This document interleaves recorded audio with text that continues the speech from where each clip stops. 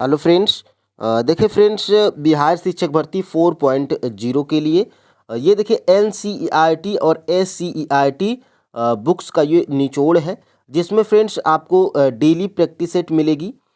इसमें आपको हिस्ट्री के प्रश्न मिलेंगे, साइंस के प्रश्न मिलेंगे, जियोग्राफी के प्रश्न मिलेंगे और पॉलिटी के प्रश्न मिलेंगे और ईवीएस के प्रश्न मिलेंगे। ये आपकी प्रैक्टिस नंबर 1 है। ठीक है, ये फ्रेंड्स आपका क्लास 6 से लेकर 10 तक की एनसीईआरटी बुक्स का निचोड़ है। ठीक है, तो यहाँ पर फ्रेंड्स देखिएगा, पहला प्रश्न हमारा जो है कि क्या है, प्रैक्टिस को हम लोग स्टार्ट करते हैं।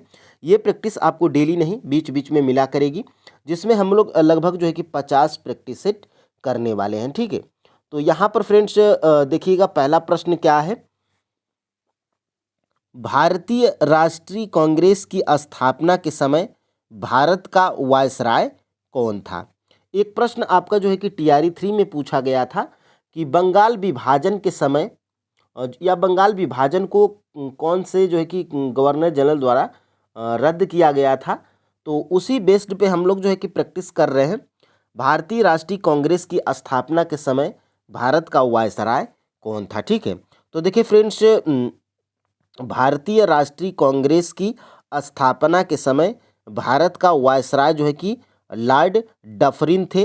ये आपका जो है कि ऑप्शन नंबर बी बिल्कुल राइट आंसर हो जाएगा। ठीक है, और यहाँ से इसके बारे में यहाँ पे थोड़ा सा देख लेते हैं। देखिए फ्रेंड्स, भारतीय राष्ट्रीय कांग्रेस, इससे एक या दो प्रश्न पूछा जाता है। ठीक है, और फ्रेंड्स आप कोई भी एग्ज़ाम देते हैं, एनसीईआरटी से प्रश्न जरूर पूछे जाते हैं, तो ये सभी के लिए महत्वपूर्ण है और ख़ास तौर से टीआरई के लिए तो मोस्ट इम्पोर्टेंट है। ठीक है, यहाँ पर देखिएगा, भारतीय राष्ट्रीय कांग्रेस का गठन कब होता है, 1885 में एओ ह्यूम के द्वारा। ये पहला ही प्रश्न आपके टीआरई 3 में जो है कि पीआरटी में प्रश्न पूछा गया था। ठीक है, टीआरई 3 में जो कि री एग्ज़ाम हुआ था पीआरटी का, ये उसमें पूछा गया था। भारतीय राष्ट्रीय कांग्रेस की पहली बैठक कब होती है, 28 दिसंबर 1885 में बॉम्बे में होती है, गोकुलदास तेजपाल संस्कृत कॉलेज के एक हाल में होती है। ठीक है, पहले अध्यक्ष कौन थे, WC बनर्जी थे, और पहले महासचिव कौन थे, एओ ह्यूम जी थे, और पहली बैठक में कितने प्रतिनिधियों ने भाग लिया था, तो कुल 72 प्रतिनिधियों ने भाग लिया था। ये भी आपका बहुत बार एग्जाम में प्रश्न पूछा गया है। ठीक है, तो ये आप याद रखिएगा। और कांग्रेस की स्थापना के समय वायसराय, तो कांग्रेस की जब स्थापना हुई थी तो उस समय वायसराय कौन था, तो लॉर्ड डफरिन था, और यहीं से ये प्रश्न आपका बनाया गया था। और देखिए, यह एक बहुत सूक्ष्म भाग अल्पसंख्यक का प्रतिनिधित्व करता है।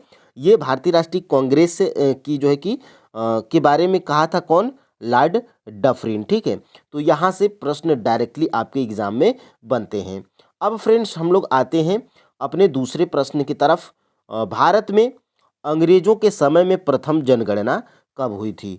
तो देखिए फ्रेंड्स, भारत में अंग्रेजों के समय में प्रथम जनगणना की बात करेंगे तो लॉर्ड मेयो के कार्यकाल में प्रथम जनगणना होती है। ठीक है, ऑप्शन नंबर यहाँ से सी बिल्कुल राइट आंसर हो जाएगा। ठीक है, अब देखिए यहाँ से इसको अगर देखने का प्रयास करेंगे तो लॉर्ड जो है कि ये आपका जो है कि लॉर्ड मेयो के कार्यकाल में अंग्रेजों के समय में प्रथम जनगणना होती है। ऑप्शन नंबर सी है। इसको अगर देख लेते हैं यहाँ पे, इससे भी एक प्रश्न जरूर पूछता है, भारत में पहली जनगणना 1872 में होती है। कब होती है, तो लॉर्ड मेयो के कार्यकाल में होती है, 1872 में। अब एक और प्रश्न इससे रिलेटेड पूछा जाता है कि नियमित जनगणना की शुरुआत भारत में कब हुई थी, तो 1881 में होती है। किसके कार्यकाल में, तो लॉर्ड रिपन के कार्यकाल में होती है। ठीक है, और ये सारी चीज़ें फ्रेंड्स आपके एनसीईआरटी और एससीईआरटी बुक्स दोनों में दिया गया है। ठीक है, साल 1951 में स्वतंत्र भारत की पहली जनगणना हुई थी। कब हुई थी, तो 1951 में होती है। भारत की 15वीं जनगणना और स्वतंत्र भारत की 7वीं जनगणना कौन थी, तो ये 2011 की जनगणना थी। ठीक है, और इस 2000 जनगणना 11 का नारा कौन था, तो हमारी जनगणना हमारा भविष्य। ठीक है, और 2011 के बाद अब तक अभी तक कोई भी जनगणना नहीं हो पाई है। ठीक है, और देखिए 2011 के जनगणना के आयुक्त कौन थे? तो सी चंद्रमौली थे। यहाँ से प्रश्न जरूर बनता है। और यहाँ से फ्रेंड्स देखिएगा, अभिनव भारत का गठन किया गया था, यानी कि अभिनव भारत का जो है कि गठन किसके द्वारा किया गया था? तो वीडी सावरकर के द्वारा जो है कि अभिनव भारत का जो है कि गठन हुआ था। ऑप्शन नंबर यहाँ से जो है कि बी बिल्कुल राइट आंसर हो जाएगा। और ये फ्रेंड्स प्रैक्टिस सेट इतना महत्वपूर्ण है कि आपको फ्रेंड्स एनसीईआरटी बुक्स को अगर आप पढ़े हैं तो बिल्कुल बढ़िया तरीके से आप प्रैक्टिस को लगाइएगा।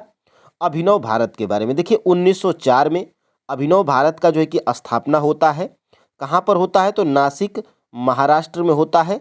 संस्थापक कौन थे? तो वीडी सावरकर जी थे। और देखिए वीडी सावरकर विनायक दामोदर सावरकर द्वारा 1899 में स्थापित मित्र मेला में ही वर्ष 1904 में एक गुप्त सभा अभिनव भारत में परिवर्तन हो गई थी। तो ये महत्वपूर्ण है, इसको आप स्क्रीनशॉट ले सकते हैं, याद रख सकते हैं। और यहाँ से देखिएगा 1905 के कांग्रेस के अधिवेशन की अध्यक्षता किसने की थी? तो देखिए फ्रेंड्स 1905 के अधिवेशन, कांग्रेस के अधिवेशन की अध्यक्षता किए थे गोपाल कृष्ण गोखले। ठीक है, तो ऑप्शन नंबर यहाँ से जो है कि सी बिल्कुल राइट आंसर हो जाएगा। गोपाल कृष्ण गोखले 1905 के कांग्रेस अधिवेशन की अध्यक्षता करते हैं। ठीक है, अब देखिए यहाँ से इसके बारे में, तो गोपाल कृष्ण गोखले के बारे में यहाँ पे थोड़ा सा बहुत देख लेते हैं। 1905 में भारतीय राष्ट्रीय कांग्रेस के बनारस सत्र के जो है कि अध्यक्ष थे, तो ये भी पूछा जा सकता है। 1905 में servants of India society Bharat सेवक समाज के संस्थापक हैं, कौन थे? तो गोपाल कृष्ण गोखले। और देखिए गोपाल कृष्ण गोखले के राजनीतिक गुरु कौन थे? तो एम.जी. रानाडे जी थे। और ये प्रश्न पूछा गया था आपकी टीआरई 3 में, इसको आप जो है कि देखिए टीआरई 3 में और पीआरटी में पूछा गया था, री एग्जाम हुआ था। गांधी जी के राजनीतिक गुरु कौन थे? तो गांधी जी के राजनीतिक गुरु फ्रेंड्स आपके गोपाल कृष्ण गोखले जी थे। ठीक है, और बाल गंगाधर तिलक ने गोखले को भारत का जो है कि हीरा कहा था। ठीक है, तो यहाँ से प्रश्न बने भी हैं और मैं पीवाईक्यूज के थ्रू कराया भी हूँ और प्रूफ के साथ में दिखाया भी हूँ कि सभी प्रश्न आपके एनसीईआरटी बुक्स से, चाहे वो टीआरई 1 हो, चाहे वो टीआरई 2 हो, चाहे वो टीआरई 3 हो, चाहे वो कैंसिल वाला पेपर हो, सभी में प्रश्न आपके एनसीईआरटी बुक्स से जो है कि भर भर के आ रहे हैं। ठीक है, यहाँ से 5 नंबर का प्रश्न देखिएगा, निम्नलिखित में से किसे 1939 में भारतीय राष्ट्रीय कांग्रेस के अध्यक्ष के रूप में चुना गया था? ये भी आपके टीआरई 3 में पूछा गया है। किस में पूछा गया है? तो ये 6 to 8 के एसएसटी वाले में पूछा गया है। तो ये थे फ्रेंड्स आपके सुभाष चंद्र बोस जी थे। ठीक है, सुभाष चंद्र बोस जो है कि 1939 और 1938 दोनों में जो है कि भारतीय राष्ट्रीय कांग्रेस के अध्यक्ष चुने गए थे। इसलिए महत्वपूर्ण हो जाता है कि लगातार 2 वर्ष जो है कि ये चुने गए थे। कौन? सुभाष चंद्र बोस जी। ठीक है, अब देखिए यहाँ से आगे हम लोग बढ़ते हैं। देखिएगा 1938 के हरिपुरा अधिवेशन की अध्यक्षता सुभाष चंद्र बोस ने की थी। 1939 में कांग्रेस का त्रिपुरी अधिवेशन हुआ था। ठीक है, तो इसमें भी ये अध्यक्ष थे। सुभाष चंद्र बोस ने भारतीय राष्ट्रीय कांग्रेस के अध्यक्ष पद के लिए चुनाव लड़ा, वे निर्वाचित हो गए, लेकिन महात्मा गांधी के साथ मतभेद के कारण इन्हें इस्तीफा देना पड़ा था। ठीक है, और गांधी जी ने सरदार पटेल के साथ अध्यक्ष पद के लिए पट्टाभी सीतारमैया का जो है कि समर्थन किया था। ठीक है, तो ये महत्वपूर्ण है। और यहाँ से सुभाष चंद्र बोस के इस्तीफे के बाद डॉक्टर राजेंद्र प्रसाद को अध्यक्ष के रूप में चुना गया था। तो यहाँ से प्रश्न आपके एग्जाम में आते हैं। और देखिएगा यहाँ से 6 नंबर का प्रश्न। देखिए फ्रेंड्स, इस प्रैक्टिस सेट में आपको जो है कि साइंस भी मिलेगी, हिस्ट्री भी मिलेगी, पॉलिटी भी मिलेगी और ईवीएस भी मिलेगा, तो इसलिए ये महत्वपूर्ण हो जाता है। ठीक है, देखिए 6 नंबर का प्रश्न है, कांग्रेस ने भारत के लिए पूर्ण स्वराज या पूर्ण स्वतंत्रता की मांग कब औपचारिक रूप दिया था? तो 6 का जो है कि राइट आंसर है ऑप्शन नंबर बी, दिसंबर 1929 में कांग्रेस ने भारत के लिए पूर्ण स्वराज या पूर्ण स्वतंत्रता की मांग को औपचारिक रूप दिया था। ठीक है, तो ऑप्शन नंबर यहाँ से बी बिल्कुल राइट आंसर हो जाता है। और इसके बारे में अगर देखने का प्रयास करिएगा तो देखिए 1929 कांग्रेस का अधिवेशन, यह अधिवेशन बहुत महत्वपूर्ण था क्योंकि इस लाहौर अधिवेशन में जो है कि प्रमुख पार्टी भारतीय राष्ट्रीय कांग्रेस ने पूर्ण स्वराज या पूर्ण स्वतंत्रता की मांग की थी। ये प्रश्न बहुत बार एग्जाम्स में घूम घूम के पूछा जाता है और इसलिए महत्वपूर्ण हो जाता है फ्रेंड्स क्योंकि इसमें पूर्ण स्वराज या पूर्ण स्वतंत्रता की मांग की गई थी। ठीक है, 1929 के भारतीय राष्ट्रीय कांग्रेस के लाहौर अधिवेशन की अध्यक्षता जवाहरलाल नेहरू के द्वारा किया गया था। ठीक है, और यहाँ से देखिएगा 26 जनवरी 1930 को एक सार्वजनिक घोषणा की गई, एक ऐसा दिन जिसे कांग्रेस पार्टी ने भारतीयों से स्वतंत्रता दिवस के रूप में मनाने का आग्रह किया था। ठीक है, तो ये महत्वपूर्ण है। अब देखिएगा यहाँ से 7 नंबर के प्रश्न को हम लोग देखते हैं। निम्नलिखित में से बंगाल के किस कांग्रेस नेता के कट्टरपंथी उद्देश्य थे? कट्टरपंथी का मतलब फ्रेंड्स इसमें आपको गरम दल, देखिए नरम दल, गरम दल, दो तरह के नेता थे। ठीक है, तो इसमें पूछा जा रहा है कि बंगाल के किस कांग्रेस नेता के कट्टरपंथी उद्देश्य थे, यानी कि कट्टरपंथी का मतलब गरम दल यानी कि गरम उद्देश्य थे। मतलब ये जो है कि यहाँ से देखिएगा तो ये इसमें जो है कि गरम दल के नेता कौन है ये आपको बताना है। ठीक है, तो बिपिन चंद्र पाल, बिपिन चंद्र पाल फ्रेंड्स ये आपके कट्टरपंथी उद्देश्य थे बंगाल के। ठीक है, तो ये आप बंगाल के कांग्रेसी नेता थे जो कि गरम दल के नेता थे। ठीक है, तो ऑप्शन नंबर यहाँ से ए बिल्कुल राइट आंसर हो जाएगा। ठीक है, अब यहाँ से देख लेते हैं आपको महत्वपूर्ण क्या है। तो देखिए कांग्रेस में नरम पंथियों की नरम नीति के कारण भावुक कट्टरपंथी राष्ट्रवादियों का उदय हुआ जिन्हें गरम दल कहा जाने लगा था। इस प्रकार राष्ट्रवादी आंदोलन का पहला चरण उदारवादी चरण एक तरफ कांग्रेस के खिलाफ सरकार की प्रतिक्रिया और दूसरी तरफ 1907 में कांग्रेस में जो है कि विभाजन के साथ समाप्त हुआ था। इसका मतलब ये है फ्रेंड्स कि देखिए कांग्रेस का जो है कि विभाजन हुआ था 1907 के सूरत अधिवेशन में, जिसमें नरम दल के नेता और गरम दल के नेता जो है कि आपस में फूट हुई थी। तो ये महत्वपूर्ण हो जाता है। ठीक है, अब यहाँ से देखिए इसलिए 1905 से 1918 के बाद की अवधि को उत्साही राष्ट्रवादियों या गरम दल के युग के रूप में संदर्भित किया जा सकता है। ठीक है, अब देखिए यहाँ से लाला लाजपत राय, बाल गंगाधर तिलक, बिपिन चंद्र पाल, लाल बाल पाल इन्हें कहा जाता है इस कट्टरपंथी समूह के महत्वपूर्ण नेता थे। तो ये जो है कि पूछा जाता है कि निम्नलिखित में से कौन से नरम दल के नेता हैं, निम्नलिखित में से कौन से गरम दल के नेता हैं, तो ये भी आपको जानना जरूरी है। ठीक है, अब देखिए यहाँ से 8 नंबर का प्रश्न है, गांधी इरविन समझौता भारत के निम्नलिखित में से किस आंदोलन से संबंधित था? तो देखिए फ्रेंड्स जो गांधी इरविन समझौता था ये जो है कि किस आंदोलन से संबंधित था? तो ये आपके सविनय अवज्ञा आंदोलन से संबंधित था। ऑप्शन नंबर यहाँ से जो है कि बी बिल्कुल राइट आंसर हो जाता है। ठीक है, अब देखिए इसको अगर देखने का प्रयास करिएगा तो देखिए गांधी इरविन समझौता भारत के सविनय अवज्ञा आंदोलन से संबंधित था। इस समझौते पर 5 मार्च 1931 को महात्मा गांधी और लॉर्ड इरविन ने हस्ताक्षर किए थे। ठीक है, लंदन में आयोजित दूसरे गोलमेज सम्मेलन से पहले इस पर हस्ताक्षर किए गए थे। गांधी इरविन समझौते के अनुसार गांधी जी ने सविनय अवज्ञा आंदोलन स्थगित कर दिया और दूसरे गोलमेज सम्मेलन में भाग लेने के लिए सहमत हुए थे। तो ये भी प्रश्न बनता है कि महात्मा गांधी कौन से गोलमेज सम्मेलन में भाग लिए थे? तो दूसरे गोलमेज सम्मेलन में भाग लिए थे। ठीक है, ये भी महत्वपूर्ण है।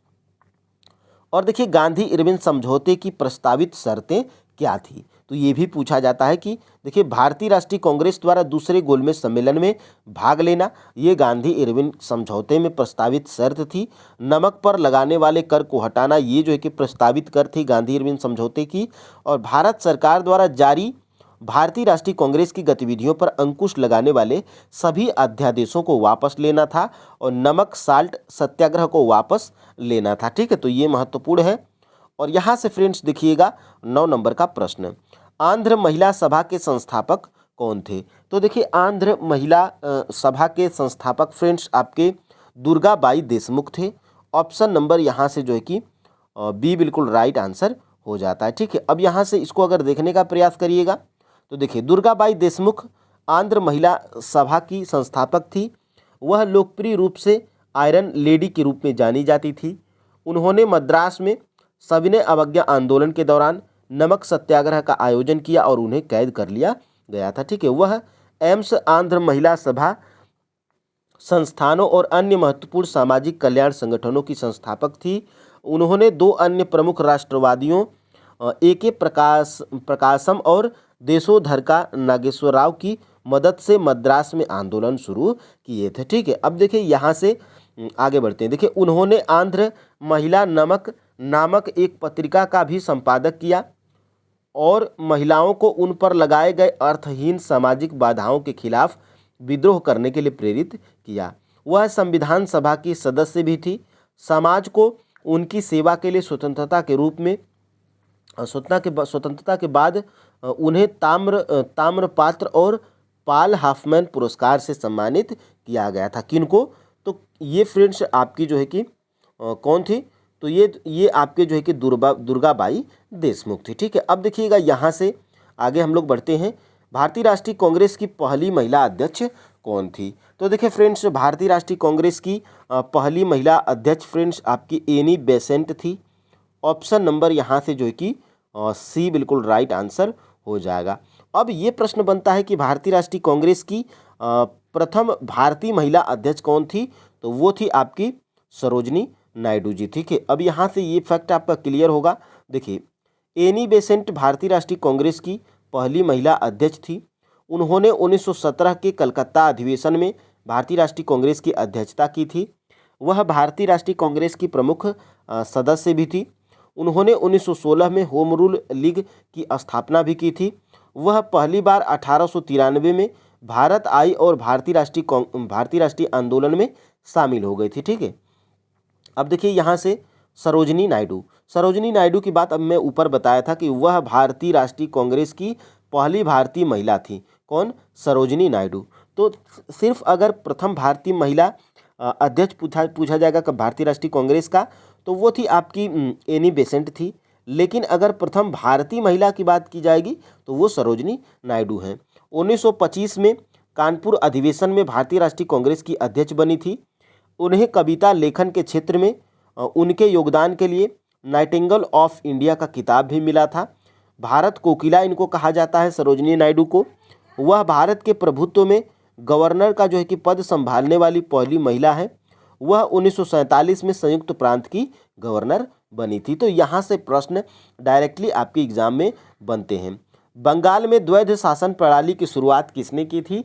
तो देखिए फ्रेंड्स, बंगाल में द्वैध शासन प्रणाली की शुरुआत ये जो है कि रॉबर्ट क्लाइव के द्वारा किया गया था। ठीक है, ऑप्शन नंबर यहाँ से ए बिल्कुल राइट आंसर हो जाएगा। और यहाँ से अगर इसको देखने का प्रयास करिएगा तो देखिए रॉबर्ट क्लाइव 1757 से 1760 के दौरान, पुनः 1765 से 1767 के दौरान बंगाल का गवर्नर था। कौन? Robert Clive. ठीक है, देखिए उन्हें 1757 में प्लासी में सिराजुद्दौला के खिलाफ कंपनी की सेना का नेतृत्व किया था। भारत में द्वैध शासन प्रणाली की शुरुआत रॉबर्ट क्लाइव ने की थी। तो यहाँ से प्रश्न आपका बना था। और 1765 में बंगाल में द्वैध शासन प्रणाली की शुरुआत हुई थी। 1772 में वारेन हेस्टिंग द्वारा शासन की दोहरी प्रणाली को समाप्त कर दिया गया था। और रॉबर्ट क्लाइव को ब्रिटिश भारत का बाबर भी कहा जाता है। ठीक है, तो ये महत्वपूर्ण है। और यहाँ से आगे हम लोग बढ़ते हैं। देखिए महात्मा गांधी ने नमक सत्याग्रह कहाँ से शुरू किया था? ठीक है, तो महात्मा गांधी ने नमक सत्याग्रह ये जो है कि आपके साबरमती आश्रम से इसकी शुरुआत किए थे। ऑप्शन नंबर यहाँ से बी बिल्कुल राइट आंसर हो जाएगा। अब यहाँ से इसको देखने का प्रयास करिएगा तो देखिए नमक यात्रा या दांडी मार्च इसको बोला जाता है। 12 मार्च 1930 को गांधी जी ने साबरमती आश्रम से शुरुआत किया था और 6 अप्रैल 1930 को दांडी पहुँचे थे। ठीक है, उन्होंने 24 दिन में 240 मील की दूरी तय की थी। गांधी जी ने समुद्र जल से नमक बनाकर नमक कानून का जो है कि उल्लंघन किया था। इसे नमक सत्याग्रह, सविनय अवज्ञा आंदोलन के रूप में भी जाना जाता है। सविनय अवज्ञा आंदोलन के शुभारंभ के दौरान लॉर्ड इरविन वायसराय थे। तो ये भी महत्वपूर्ण है, प्रश्न बन सकता है कि सविनय अवज्ञा आंदोलन के शुभारंभ के दौरान वायसराय कौन थे? तो लॉर्ड जो है कि इरविन थे। ठीक है, अब देखिए यहाँ से सरोजनी नायडू उन नेताओं में शामिल थी जो दांडी यात्रा के दौरान महात्मा गांधी जी के साथ थी। ठीक है, तो ये प्रश्न बन सकता है। और यहाँ से इसने देखिएगा इसने अमेरिकी कार्यकर्ताओं को Martin Luther king, James Wavell और अन्य को काफ़ी प्रभावित किया था। कौन? दांडी मार्च। ठीक है, अब देखिए यहाँ से इसे सफ़ेद बहती नदी के रूप में भी जाना जाता है क्योंकि सभी लोगों ने सफ़ेद खादी पहनकर मार्च में भाग लिया था। तो ये दांडी मार्च में सभी लोग सफ़ेद कपड़े पहनकर भाग लिए थे। खादी खादी खादी कपड़ा था और सफ़ेद जो है कि था, इसलिए इसे सफ़ेद बहती नदी के रूप में जाना जाता है। गांधी जी ने इसे गरीब आदमी को संघर्ष कहा था। ठीक है, तो ये गरीब आदमी का संघर्ष था कौन? नमक आंदोलन। ठीक है, अब देखिए फ्रेंड्स, बंगाल में सामाजिक धार्मिक सुधारों में अग्रदूत आत्मी सभा की स्थापना किसने की थी? तो ये फ्रेंड्स आपके किए थे राजा राममोहन राय। ठीक है, तो बंगाल में सामाजिक धार्मिक सुधारों में अग्रदूत यानी कि आत्मी सभा की स्थापना किसने की थी? तो ये राजा राममोहन राय के द्वारा किया गया था। ऑप्शन नंबर यहाँ से जो है कि सी बिल्कुल राइट आंसर हो जाएगा। ठीक है, अब देखिएगा यहाँ से इसको देख लेते हैं। तो राजा राममोहन राय ने कलकत्ता में 1815 में बंगाल में सामाजिक धार्मिक सुधारों में एक अग्रदूत संगठन आत्मी सभा की स्थापना की थी। यह एक दार्शनिक चर्चा मंडली थी जहां सामाजिक सुधारों के लिए विचारों की ओर अग्रसर होने वाली बहसें और चर्चाएं होती थी। ठीक है, अब देखिए यहाँ से देख लेते हैं इसको। वारेन हेस्टिंग किस वर्ष भारत में बंगाल के पहले गवर्नर जनरल बने थे? ठीक है, तो ये महत्वपूर्ण है फ्रेंड्स, आपके एग्जाम में प्रश्न बनता है। ऑप्शन नंबर सी 1973 में। 1973 में जो है कि वारेन हेस्टिंग बंगाल के पहले गवर्नर जनरल बने थे। अब देखिए इसको क्यों हुआ क्या था? तो देखिए बंगाल का पहला गवर्नर तो ये लॉर्ड क्लाइव है और बंगाल का पहला गवर्नर जनरल वारेन हेस्टिंग है। ठीक है, तो गवर्नर पहले बोला जाता था, फिर बाद में जो है कि गवर्नर जनरल बोला जाता था। तो पहला गवर्नर बंगाल का पूछा जाएगा तो लॉर्ड क्लाइव, और बंगाल का पहला गवर्नर जनरल तो वारेन हेस्टिंग। देखिए रेगुलेटिंग एक्ट 1773 के पारित होने के बाद बंगाल के गवर्नर पद का नाम बदलकर बंगाल का गवर्नर जनरल रखा गया था। ठीक है, तो ये गवर्नर और गवर्नर जनरल आप याद रखेंगे, दोनों में डिफरेंस क्या है। भारत का पहला governor general Lord William Bentinck थे और भारत का प्रथम वायसराय कौन था? लॉर्ड कैनिंग था। ठीक है, और स्वतंत्र भारत के प्रथम गवर्नर जनरल एवं अंतिम ब्रिटिश वायसराय कौन थे? तो लॉर्ड माउंटबेटन थे। ठीक है, और स्वतंत्र भारत के प्रथम और अंतिम गवर्नर जनरल कौन थे? तो ये चक्रवर्ती राजगोपालचारी जी थे। ठीक है, तो ये महत्वपूर्ण है। और यहाँ से फ्रेंड्स आगे हम लोग बढ़ते हैं। रॉबर्ट क्लाइव ने हिंदुस्तान का नक्शे तैयार करने का काम किसे सौंपा था? तो देखिए फ्रेंड्स, रॉबर्ट क्लाइव ने हिंदुस्तान का नक्शे तैयार करने के लिए ये जो है कि जेम्स रेनेले को जो है कि कार्य सौंपा था हिंदुस्तान का नक्शा तैयार करने के लिए। ठीक है, तो ऑप्शन नंबर यहाँ से ए बिल्कुल राइट आंसर हो जाएगा। और यहाँ से इसको अगर देखने का प्रयास करिएगा तो देखिए रॉबर्ट क्लाइव ने रेनेले को हिंदुस्तान का नक्शे तैयार करने का कार्य सौंपा था। भारत पर अंग्रेजों की विजय के समर्थक रेनेले को वर्चस्व स्थापित करने की प्रक्रिया में नक्शे तैयार करना बहुत ही महत्वपूर्ण लगता था। ठीक है, अब देखिए यहाँ से आगे हम लोग बढ़ते हैं। इंकलाब जिंदाबाद का नारा किसने दिया था? ठीक है, तो देखिए फ्रेंड्स, इंकलाब जो है कि जिंदाबाद का नारा किसने दिया था? तो सर्वप्रथम की बात करेंगे तो हसरत मोहानी के द्वारा ये नारा दिया गया था इंकलाब जिंदाबाद का। ठीक है, तो ऑप्शन नंबर यहाँ से सी बिल्कुल राइट आंसर हो जाएगा।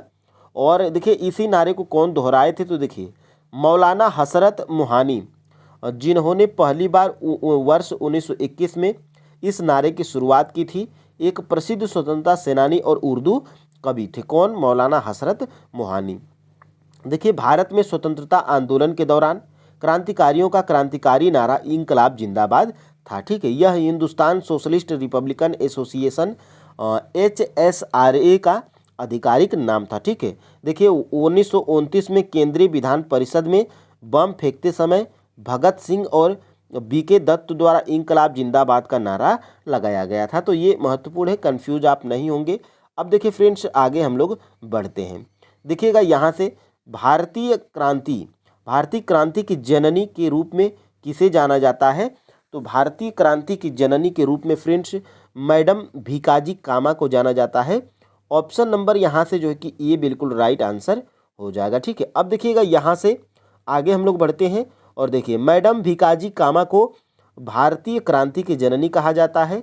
22 अगस्त 1907 को जर्मनी के स्टटगार्ट में भिकाजी कामा विदेशी धरती पर भारतीय ध्वज फहराने वाली पहली व्यक्ति बनी थी। ठीक है, तो यहाँ से प्रश्न बनता है। और यहाँ से फ्रेंड्स हम लोग आगे बढ़ते हैं। देखिएगा, लाइफ डिवाइन पुस्तक के लेखक कौन है? मोस्ट इम्पोर्टेंट ये प्रश्न है, क्योंकि बहुत बार एग्जाम में पूछा जा चुका है और आपके टीआरई के एग्जाम में तो 2-3 बार पूछा जा चुका है। ठीक है, द लाइफ डिवाइन पुस्तक के लेखक कौन थे? तो लाइफ डिवाइन पुस्तक के लेखक फ्रेंड्स आपके अरविंद घोष थे। ठीक है, ऑप्शन नंबर यहाँ से ए बिल्कुल राइट आंसर हो जाएगा। और यहाँ से इसको अगर देखने का प्रयास करिएगा तो देखिए, ऋग्वेद में सबसे अधिक उल्लिखित देवता, तो ऋग्वेद में सबसे अधिक उल्लिखित देवता फ्रेंड्स आपके कौन थे? तो इंद्र थे। ठीक है, यहाँ से ऑप्शन नंबर ए बिल्कुल राइट आंसर हो जाएगा। और ये बहुत ही पुराना प्रश्न है, इसलिए इसके बारे में यहाँ पर देखने का प्रयास करिएगा। वैदिक युग के धर्म में इंद्र सबसे महत्वपूर्ण देवताओं में से एक थे। ठीक है, देखिए वह देवताओं का राजा है, साथ ही तूफानों और युद्ध के देवता भी हैं। ठीक है, अब देखिए यहाँ से आगे हम लोग बढ़ते हैं। 7वीं सदी के बड़े भूस्वामी और योद्धा सरदार को उस समय के राजा किस रूप में मान्यता देते थे? तो ये जो है कि देते थे फ्रेंड्स आपके सामंत के रूप में। ऑप्शन नंबर यहाँ से जो है कि सी बिल्कुल राइट आंसर हो जाएगा। और ये फ्रेंड्स आपके सभी प्रश्न NCERT और SCERT बुक्स दोनों में दिए गए हैं। और देखिए, सामंत 7वीं शताब्दी में मौजूद राजाओं द्वारा भारतीय उपमहाद्वीप के विभिन्न क्षेत्रों में बड़े जमींदारों या योद्धा प्रमुखों को दिया गया एक नाम था। सामंतों से राजाओं के लिए निम्नलिखित कार्य करने की आशा की जाती थी: उनके लिए उपहार लाओ, उनके दरबार में उपस्थित हो, उन्हें सैन्य शक्ति प्रदान की जाए। ठीक है, अब देखिए फ्रेंड्स यहाँ से आगे हम लोग बढ़ते हैं। भारत में मानव का सर्वप्रथम साक्ष्य कहाँ मिलता है? ठीक है, तो भारत में फ्रेंड्स सर्वप्रथम मानव का जो है कि साक्ष्य मिलता है नर्मदा घाटी में। ठीक है, तो ऑप्शन नंबर यहाँ से सी बिल्कुल राइट आंसर हो जाएगा। और यहाँ से इसको अगर देखने का प्रयास करिएगा तो देखिए, भारत में मानव का सर्वप्रथम साक्ष्य मध्य प्रदेश के पश्चिमी नर्मदा क्षेत्र में अवस्थित हथनौरा होशंगाबाद नामक पूरा स्थल से प्राप्त हुआ है। ठीक है, इसकी खोज पुरातात्विकविद अरुण सोनकिया द्वारा 5 दिसंबर 1982 में किया गया था। ठीक है, अब देखिए यहाँ से आगे हम लोग बढ़ते हैं। राजा हर्षवर्धन ने अपने भाई डाडट की मृत्यु के बाद थानेश्वर और कन्नौज के सिंहासन पर प्रभुत्व स्थापित किया था। ठीक है, तो ये फ्रेंड्स राज्यवर्धन, देखिए राजा हर्षवर्धन ने अपने भाई राज्यवर्धन की मृत्यु के बाद थानेश्वर और कन्नौज के सिंहासन पर प्रभुत्व स्थापित किया था। ठीक है, अब देखिए यहाँ से आगे हम लोग बढ़ते हैं। देखिए, प्रभाकर वर्धन थानेश्वर में अपनी राजधानी के साथ वर्धन वसु पुष्यभूति वंश का पहला राजा था। ठीक है, देखिए 605 में प्रभाकर वर्धन की मृत्यु के बाद उनके बड़े पुत्र राजवर्धन सिंहासन पर बैठे थे। हर्षवर्धन राज्यवर्धन का छोटा भाई था। हर्षवर्धन अपने राज्यवर्धन की मृत्यु पर थानेश्वर और कन्नौज की गद्दी पर बैठा था। ठीक है, तो ये महत्वपूर्ण है। अब देखिए फ्रेंड्स, यहाँ से आगे हम लोग बढ़ते हैं। निम्नलिखित विद्वानों में से कौन मिथिला के कर्नाट वंश के शासक राम सिंह देव के दरबार में आया था? तो वो थे फ्रेंड्स आपके कौन थे? तो वो थे आपके धर्म स्वामी जी। ठीक है, ये आपका ऑप्शन नंबर यहाँ से बी बिल्कुल राइट आंसर हो जाएगा। और यहाँ से फ्रेंड्स आगे हम लोग बढ़ते हैं। और यहाँ से देखिएगा, ये उतना फ्रेंड्स महत्वपूर्ण नहीं है, इसको आप स्क्रीनशॉट लेके देख सकते हैं। और यहाँ से आगे हम लोग बढ़ते हैं। चोल वंश की स्थापना निम्नलिखित शासकों में से किसके द्वारा की गई थी? तो चोल वंश की स्थापना ये जो है कि की गई थी आपके विजयालय चोल के द्वारा। ठीक है, तो ऑप्शन नंबर यहाँ से जो है कि सी बिल्कुल विजयालय चोल के द्वारा जो है कि चोल वंश की स्थापना की गई थी। ऑप्शन नंबर यहाँ से जो है कि सी बिल्कुल राइट आंसर हो जाएगा। ठीक है, अब आते हैं हम लोग यहाँ पे देखिएगा 25 नंबर का प्रश्न क्या है। निम्नलिखित गुप्त शासकों में से किसने विक्रमादित्य उपाधि धारण की थी? ये महत्वपूर्ण है, प्रश्न पूछा जाता है कि निम्नलिखित गुप्त शासकों में से किसने विक्रमादित्य उपाधि धारण की थी। ठीक है, तो ऑप्शन नंबर यहाँ से सी बिल्कुल राइट आंसर हो जाएगा। चंद्रगुप्त द्वितीय ये जो है कि विक्रमादित्य की उपाधि धारण किए थे। ठीक है, तो ऑप्शन नंबर यहाँ से सी राइट आंसर है। अब देखिएगा यहाँ से भारत में गुप्त साम्राज्य के तीसरे शासक चंद्रगुप्त द्वितीय 375 से 415 ईस्वी को विक्रमादित्य के नाम से भी जाना जाता था। चंद्रगुप्त द्वितीय को गुप्त वंश के सबसे महान शासकों में से एक माना जाता है।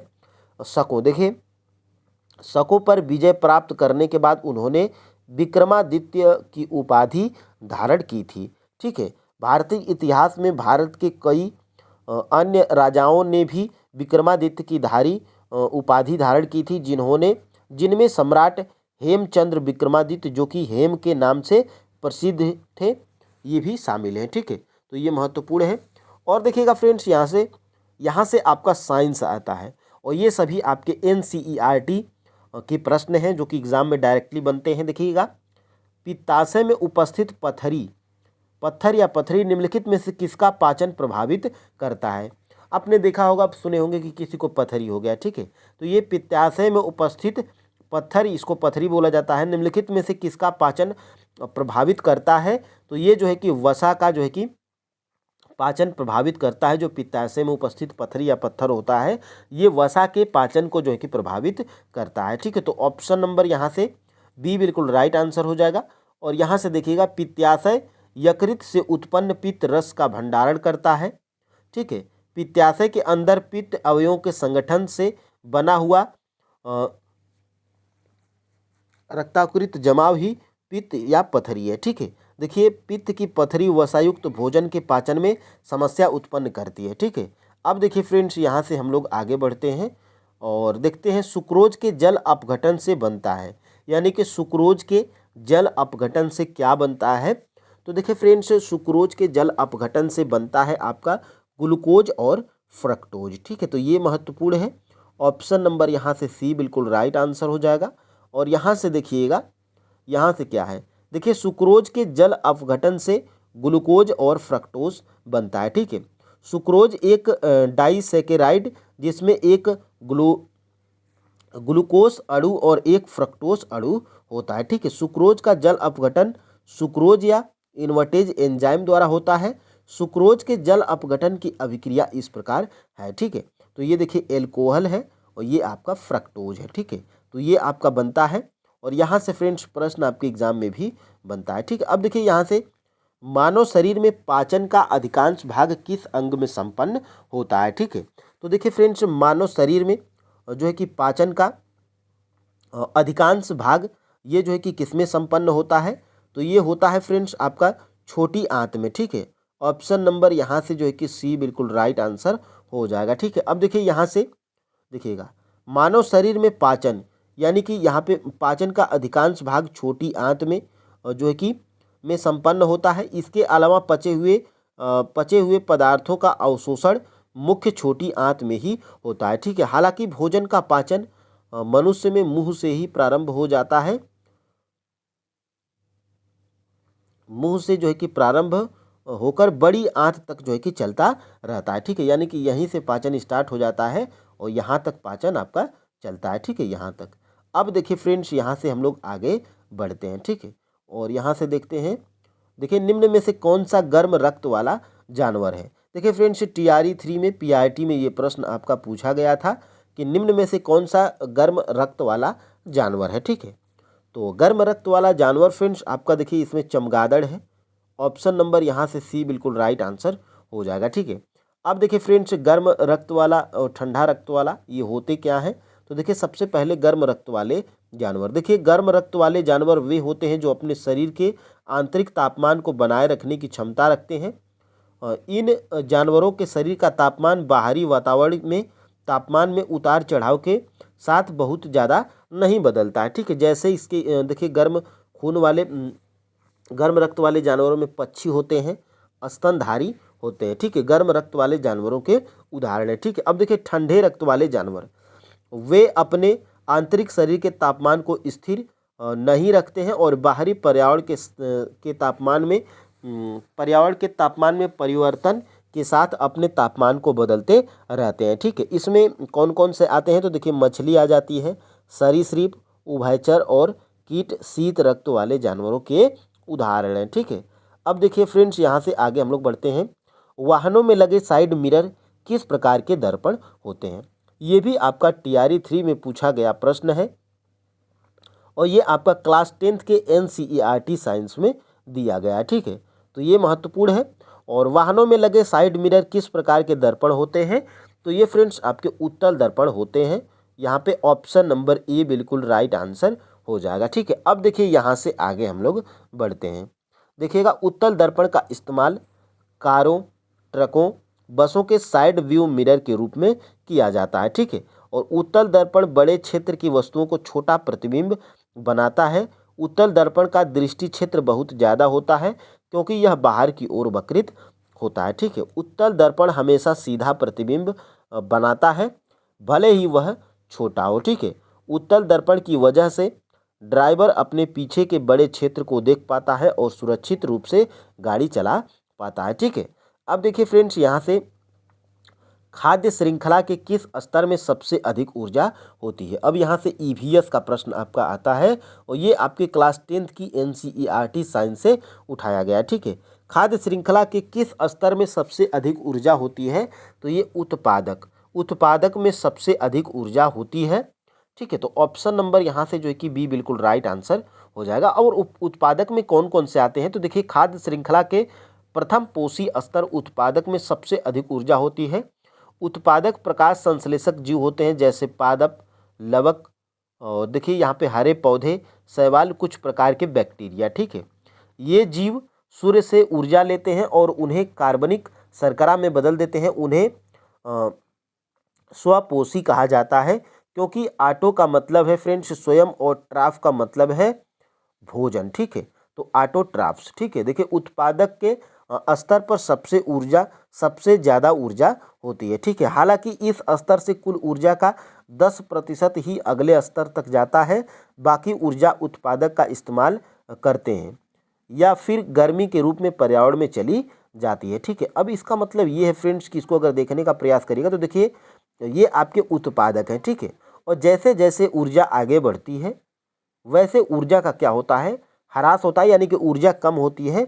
और देखिए यहाँ से ऊर्जा जो निकलेगी तो ये इसकी पूरे ऊर्जा की जो है कि 10% निकलेगी। ठीक है, और जितनी इसमें ऊर्जा रहेगी यहाँ पे निकलेगी तो इसका 10% आगे जाता है। ठीक है, तो सबसे कम ऊर्जा स्तर होती है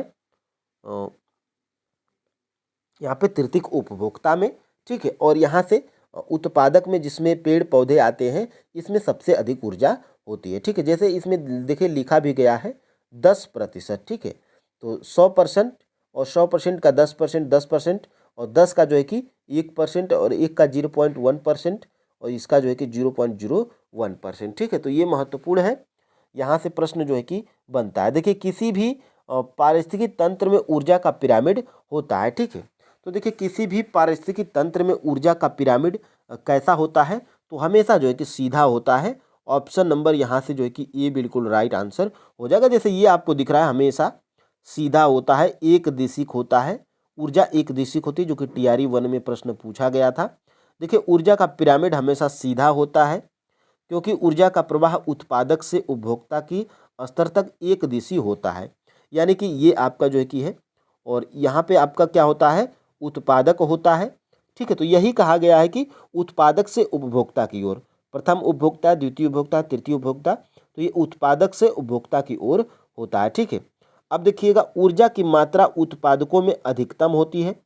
ऊर्जा खाद्य श्रृंखला के प्रत्येक पोषक स्तर पर कम होती जाती है क्योंकि ऊर्जा का एक भाग ऊष्मा के रूप में नष्ट हो जाता है और विभिन्न गतिविधियों में उपयोग के लिए ऊर्जा का प्रमुख भाग शोषण के दौरान मुक्त होता है। ठीक है, और देखिए यहाँ से पिछले पोषक स्तर की ऊर्जा का केवल 10% अगले पोषक स्तर को प्राप्त होता है, जैसा कि लिंडमैन के 10% नियम 1942 द्वारा प्रस्तावित है। ठीक है, तो ये भी प्रश्न बनता है कि 10% का नियम किसके द्वारा दिया गया था? तो ये लिंडमैन के द्वारा दिया गया था 1942 में। ठीक है, अब देखिएगा कारगिल किस नदी के किनारे पर स्थित है? ये भी आपका TRE और 3 में PRT में प्रश्न पूछा गया है। कारगिल किस नदी के किनारे स्थित है? तो कारगिल फ्रेंड्स आपकी सुरु नदी के किनारे स्थित है। ठीक है, तो ऑप्शन नंबर यहाँ से सी बिल्कुल राइट आंसर हो जाएगा। और यहाँ से देखिएगा कारगिल शहर सुरु नदी के घाटी के बीचों बीच बसा है। सुरु नदी सिंधु नदी के एक सहायक नदी है जो भारत के लद्दाख के कारगिल जिले से होकर पाकिस्तान के गिलगित बाल्टिस्तान में बहती है। ठीक है, तो ये महत्वपूर्ण है। और यहाँ से फ्रेंड्स देखिएगा, दाब का एसआई मात्रक क्या होता है। तो देखिए फ्रेंड्स, दाब का जो एसआई मात्रक होता है वो पास्कल होता है। ऑप्शन नंबर यहाँ से जो है कि बी बिल्कुल राइट आंसर हो जाएगा। ठीक है, अब देखिएगा यहाँ से क्या महत्वपूर्ण है। देखिए, दाब का एसआई मात्रक क्या होता है, पास्कल होता है, जिसे पीए के द्वारा निरूपित किया जाता है या दर्शाया जाता है। दाब को प्रति इकाई क्षेत्र बल के रूप में परिभाषित किया जाता है। दाब बराबर क्या होता है, बल बटा के क्षेत्रफल होता है। ठीक है, अब देखिएगा, 1 पास्कल 1 न्यूटन प्रति वर्ग मीटर के दाब के बराबर होता है। इसका सूत्र क्या होता है, तो 1 पास्कल बराबर 1 न्यूटन प्रति मीटर स्क्वायर या 1 केजी मीटर होता है। ठीक है, तो ये महत्वपूर्ण है।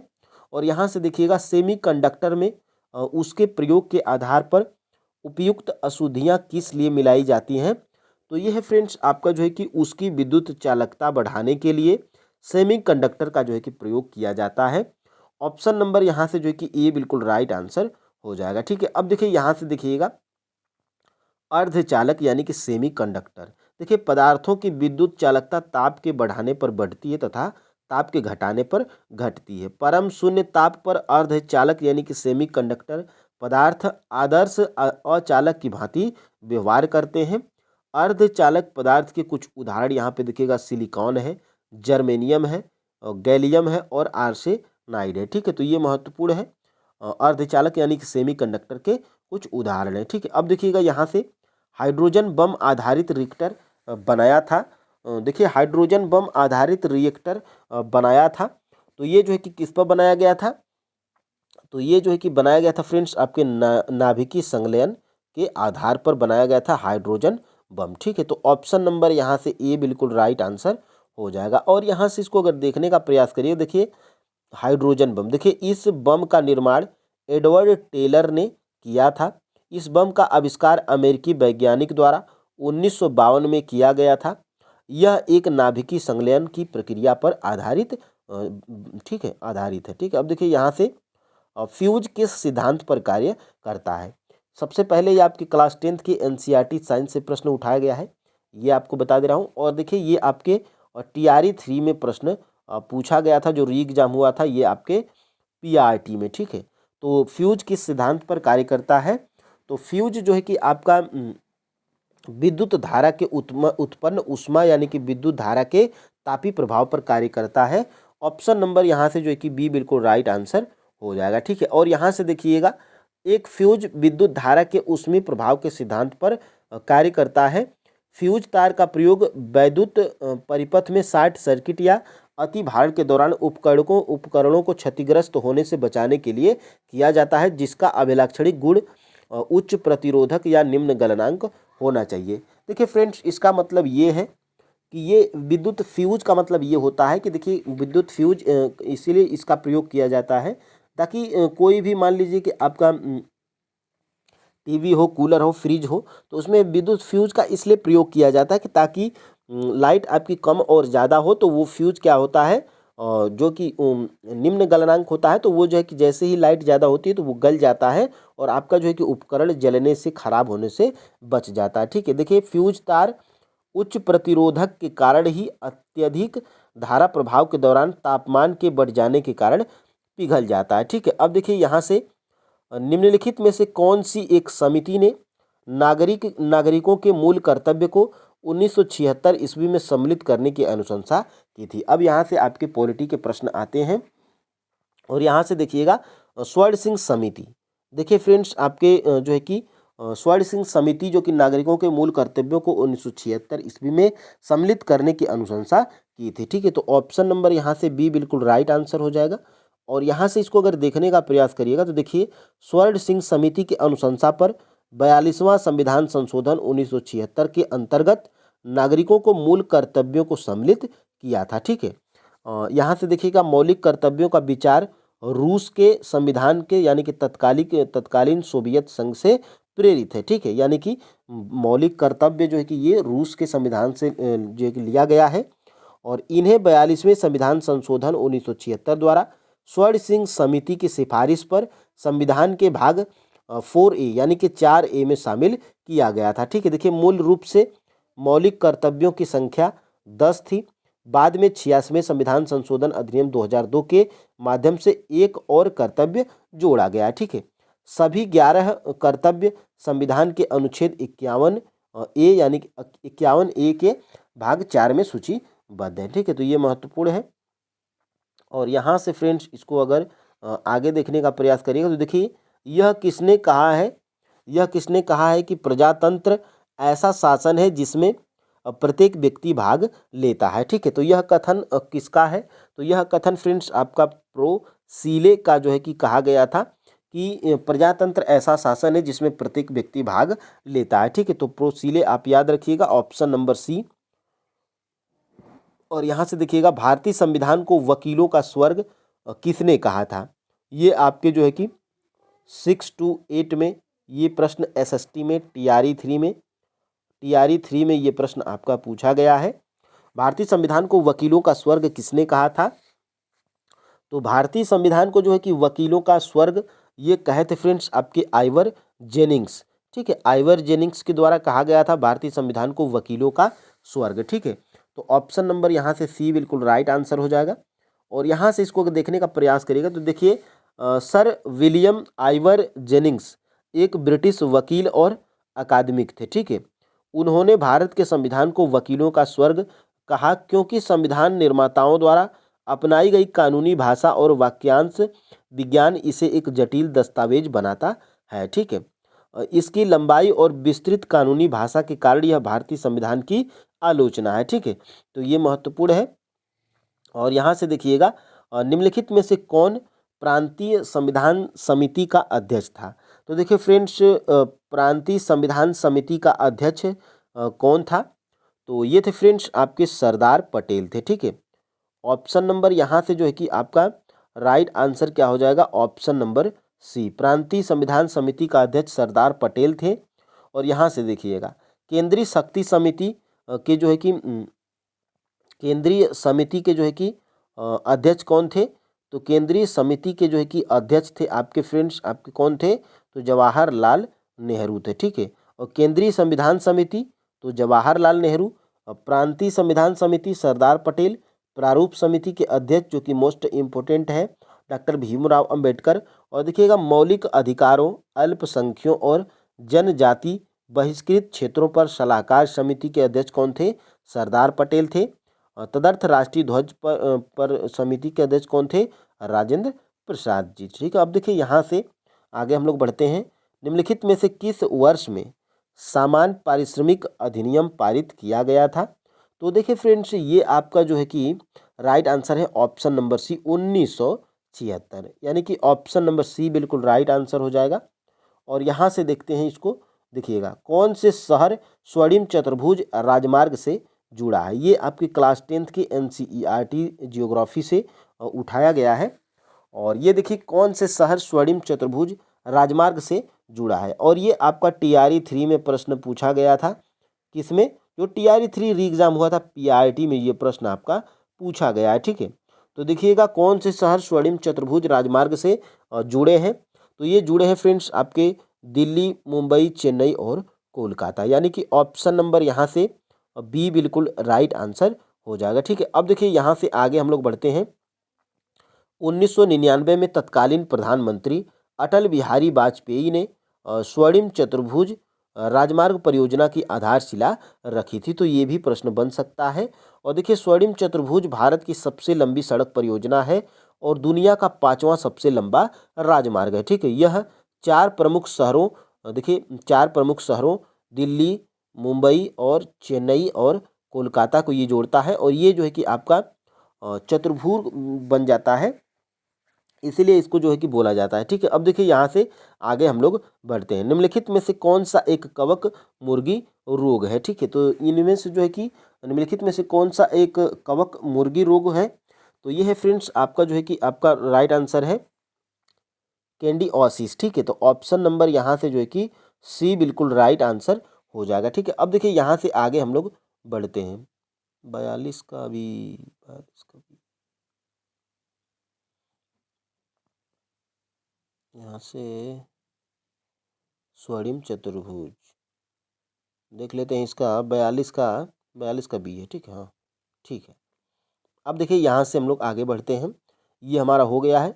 और यहाँ से देखिएगा, भारत में राशन प्रणाली का आरंभ बंगाल के अकाल के दौरान डाडाट से शुरू हुआ था। ठीक है, तो ये देखिए फ्रेंड्स, आपका जो है कि 1940 के दशक से भारत में राशन प्रणाली का आरंभ जो है कि बंगाल के अकाल के दौरान शुरू हुआ था। कब? 1940 के दशक में। ऑप्शन नंबर यहाँ से ए बिल्कुल राइट आंसर हो जाएगा। ठीक है, अब देखिए यहाँ से भारत में राशन व्यवस्था 1940 के दशक में बंगाल अकाल के दौरान शुरू हुई थी। भारत में राशन व्यवस्था द्वितीय विश्व युद्ध के दौरान अंग्रेजों द्वारा शुरू की गई थी। भारत में राशन प्रणाली की शुरुआत भारत में खाद्य सुरक्षा के उच्च स्तर को प्राप्त करने में मदद की। राशन प्रणाली ने देश के चेहरे से अकाल के खतरे को भी पूरी तरह से समाप्त कर दिया। हालांकि द्वितीय विश्व युद्ध के बाद राशन प्रणाली को समाप्त कर दिया गया था। और देखिए आज़ादी के बाद पहली पंचवर्षीय योजना के साथ सार्वजनिक वितरण प्रणाली को फिर से शुरू किया गया था। ठीक है, अब यहाँ से फ्रेंड्स आगे हम लोग बढ़ते हैं। कब लक्षद्वीप मिनिकॉय एवं तथा एमिन द्वीप का नाम बदलकर लक्षद्वीप रखा गया था? ये आपके 6 to 8 में टीआरई 2.0 में ये प्रश्न आपका पूछा गया है एसएसटी में। ठीक है, जो कि आपके क्लास, ये शायद आपके क्लास 9th के एनसीईआरटी ज्योग्राफी से प्रश्न बनाया गया। ठीक है, देखिए लक्षद्वीप मिनिकॉय एवं एमिन द्वीप का नाम बदलकर लक्षद्वीप कब रखा गया था? तो ये फ्रेंड्स रखा गया है 1973 में। ठीक है, तो ऑप्शन नंबर ए बिल्कुल राइट आंसर हो जाएगा। और ये सारे प्रश्न में फ्रेंड्स आपको क्लास 6 से लेकर 10 तक की एनसीईआरटी ज्योग्राफी को मैं चैप्टर वाइज एमसीक्यूज और थ्योरी भी कंप्लीट कराया हूँ। नहीं देखे हैं तो आप जाके प्लेलिस्ट में देख सकते हैं। और यहाँ से फ्रेंड्स देखिएगा, लक्षद्वीप का नामकरण संभव संस्कृत मलयालम भाषा से जुड़ा हुआ है, जिसका अर्थ है 1 लाख द्वीप। ठीक है, 1 नवंबर 1973 से पहले इस क्षेत्र को लक्षद्वीप मिनिकॉय एमिन द्वीप के नाम से जाना जाता था और 1973 में इसका नाम बदलकर लक्षद्वीप कर दिया गया था। ठीक है, अब देखिए यहाँ से पहला सीमेंट संयंत्र कहाँ स्थापित हुआ था? ये भी आपके टीआरई 3 में, टीआरई 3.0 री एग्जाम पीआरटी में ये प्रश्न आपका पूछा गया है, जो कि महत्वपूर्ण है। पहला सीमेंट संयंत्र कहाँ स्थापित किया गया था? और ये प्रश्न मैं आपको कहाँ से उठाया हूँ? क्लास 10th के एनसीईआरटी ज्योग्राफी से उठाया हूँ। ठीक है, तो पहला सीमेंट संयंत्र कहाँ स्थापित किया गया था? तो पहला सीमेंट संयंत्र जो कि स्थापित किया गया था आपका चेन्नई में। ठीक है, चेन्नई में कब? 1904 में। ठीक है, तो ये महत्वपूर्ण है। और यहाँ से फ्रेंड्स आगे हम लोग बढ़ते हैं और देखते हैं। देखिए भारत में पहला सीमेंट संयंत्र 1904 में चेन्नई तमिलनाडु में स्थापित किया गया था। मद्रास में साउथ इंडियन इंडस्ट्री लिमिटेड ने पोर्टलैंड सीमेंट बनाने की पहल की थी। ठीक है, अब देखिए प्रयास असफल साबित हुआ, इसके तुरंत बाद इसे रोक दिया गया था। बाद में 1914 में गुजरात के पोरबंदर में एक कार्यरत सीमेंट कारखाना स्थापित किया गया। ठीक है, तो ये महत्वपूर्ण है। और यहाँ से फ्रेंड्स ये प्रैक्टिस सेट कंप्लीट होती है। और फ्रेंड्स जल्द ही हम लोग जो है कि प्रैक्टिस 2 जल्द करेंगे। और ये क्लास आपको फ्रेंड्स कैसी लगी कमेंट में जो है कि ज़रूर बताइएगा। और देखिए सभी प्रश्न आपके एनसीईआरटी और एससीईआरटी बुक्स से डायरेक्टली बने थे, तो यहाँ से प्रश्न आपके एग्ज़ाम में आए भी हैं और आगे भी आएंगे। ठीक है, तो आप कोई भी एग्ज़ाम देंगे ये प्रैक्टिस सेट आपके लिए महत्वपूर्ण है। तो फ्रेंड्स चैनल पे नए हैं तो चैनल को देखिए सब्सक्राइब कर दीजिएगा, एक प्यारा सा कमेंट करिएगा और वीडियो को लाइक करिएगा, शेयर करिएगा। देखिए फ्रेंड्स जब आप लाइक कमेंट शेयर करते हैं तो हम भी मोटिवेट होते हैं अपना जो है कि नेक्स्ट वीडियो बनाने के लिए। ठीक है, तो फ्रेंड्स आज के लिए इतना ही। जय हिंद।